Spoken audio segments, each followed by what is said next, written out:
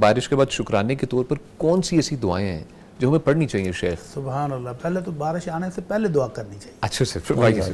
اللہ کے نبی صلی اللہ علیہ وسلم کے بارے میں ام المومنین عائشہ رضی اللہ عنہ فرماتی ہیں کہ جب بادل آ رہے ہوتے، جی جی آندھی و طوفان کی کیفیت ہوتی تو آپ پریشان ہو جاتے. اللہ اکبر. کبھی آپ مسجد میں جاتے، کبھی گھر آتے، پریشان، بیٹھ نہیں سکتے تھے. اللہ کہیں اس آندھی و طوفان کی صورت میں میری امت پر عذاب تو نہیں آ رہا. تو اللہ کے نبی ڈرتے تھے اور پھر دعائیں پڑھتے تھے. لا الہ الا اللہ وحدہ لا شریک لہ لہ الملک ولہ الحمد وہو علی کل شیء قدیر. اللہم انی اسألک خیرہا وخیر ما فیہا وخیر ما ارسلت بی.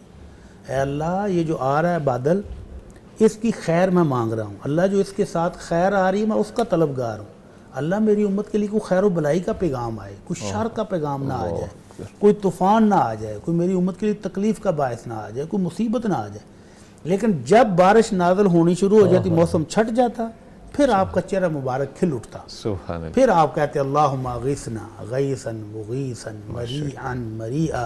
اے اللہ ہمیں ایسی نفع بخش بارش دے جو موٹے موٹے قطروں والی ہو، بریک بریک قطروں والی ہو، خوشگوار ہو، مزیدار ماحول ہو جائے. پھر آپ خوش ہو جاتے تھے. اور پھر آپ کا ارشاد گرامی یہ بھی ہے، دعا کی قبولیت کے اوقات میں سے ایک سنہرا وقت ہے جب بارش ہو رہی ہو. اچھا اچھا آپ کو پتہ ہی نہیں ہے. سر نہیں پتا.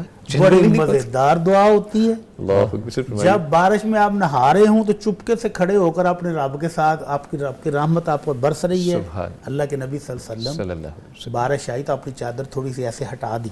اچھا. صحابہ کرام نے کہا اللہ کے نبی آپ بھی نہا رہے ہیں. آپ نے فرمایا اللہ کی رحمت تازہ تازہ آ رہی ہے تو جسم پر پڑنی چاہیے. سبحان. تو جب اللہ کی رحمت میں آپ نہا رہے ہوں تو چپکے سے اپنی عرضی ڈال دیں. سبحان.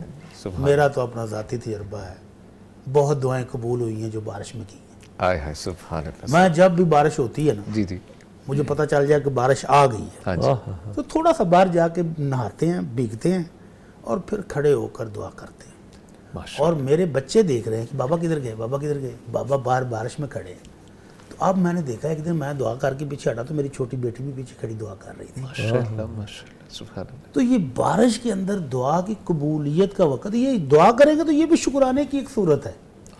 اللہ کی نعمت آئی ہے، آپ نے اس کی نعمت کا بھرپور استفادہ بھی کیا ہے، نہائے بھی ہیں اور دعا بھی کی ہے، تو یہ شکر کی ہی ایک خوبصورت صورت ہے. انشاءاللہ اپنی دعائیں بھی قبول کرا لیں اور اللہ کا شکر بھی ادا ہو جائے گا اور انجوائے بھی کر لیں. شیخ محترم اس میں ہاتھ اٹھانا ضروری ہے دعا؟ نہیں ضروری نہیں. میں تو کہہ رہا ہوں دل میں دل میں اللہ سے کنیکشن جو ہے ملا لیں. شیخ فرمائیے اس بارے میں آپ بھی. ہاں جی، شیخ صاحب نے حافظہ اللہ بہت خوبصورت تفصیل بیان فرمائی، دعاؤں کا بھی کہہ دیا. باقی جو خاص دعائیں ایک چند ایک اور رہ گئی ہیں، میں وہ عرض کر دیتا ہوں.